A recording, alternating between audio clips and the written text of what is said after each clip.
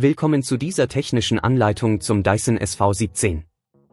Wir sind Kelatos Informatiker, Spezialisten für technische Reparaturen. Wir holen dein Gerät direkt bei dir zu Hause ab, führen eine kostenlose Diagnose durch und schicken dir einen Kostenvoranschlag, bevor wir reparieren. Keine Anrufe, keine Fahrten.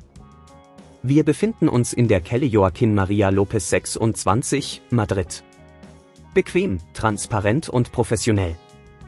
Link in der Beschreibung. Wenn dein Dyson SV17 komische Geräusche macht und nicht mehr richtig saugt, könnte das auf einen Defekt im Motor hinweisen. Dies kann durch Abnutzung oder Verunreinigungen im Inneren des Geräts verursacht werden. Wenn du das Problem nicht rechtzeitig behebst, kann es zu weiteren Schäden führen und die Lebensdauer deines Geräts deutlich verkürzen. Für diese Reparatur benötigst du einen Kreuzschraubendreher, einen Torx-Schraubendreher, eine Zange, einen neuen Motor und eventuell etwas Isolierband. Zuerst musst du sicherstellen, dass der Dyson vom Stromnetz getrennt ist. Drehe dann den Staubsauger um und entferne die Schrauben, die das Gehäuse halten. Achte darauf, die Schrauben an einem sicheren Ort aufzubewahren, damit du sie später wieder verwenden kannst. Nachdem du das Gehäuse geöffnet hast, kannst du den defekten Motor lokalisieren. Er befindet sich in der Mitte des Geräts und ist mit verschiedenen Kabeln verbunden. Trenne vorsichtig die Kabel, achte darauf, keine anderen Komponenten zu beschädigen. Nun kannst du die Schrauben lösen, die den Motor an seinem Platz halten.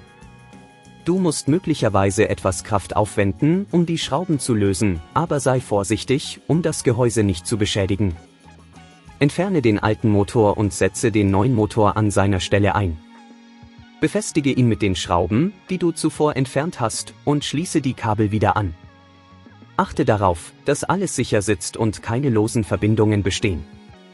Wenn dir das an dieser Stelle zu kompliziert wird, denk daran, dass wir bei Kelatos dein Gerät zu Hause abholen und es dir repariert zurückschicken. Setze dann das Gehäuse wieder auf und schraube es fest. Überprüfe, ob alles richtig sitzt, bevor du den Staubsauger wieder in Betrieb nimmst. Um zukünftige Probleme zu vermeiden, solltest du regelmäßig die Filter reinigen und den Staubsauger von Staub und Schmutz befreien. Dies hilft, den Motor in einem guten Zustand zu halten und die Lebensdauer deines Geräts zu verlängern. Wenn du kein Risiko eingehen willst, bei Kelatos holen wir dein Gerät ab, reparieren es und liefern es dir nach Hause, deutschlandweit. Link in der Beschreibung.